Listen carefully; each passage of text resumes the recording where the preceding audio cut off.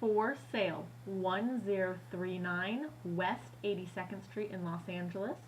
This 1936 Spanish hacienda has lots of original charm that has not been destroyed.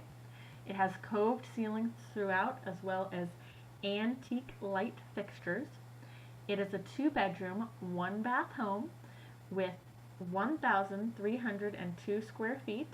Lot size is 4,080 square feet. There are lots of extras in this home, such as the detailed millwork around the kitchen sink, the large linen closet, the built-in ironing board in the laundry room, and many more.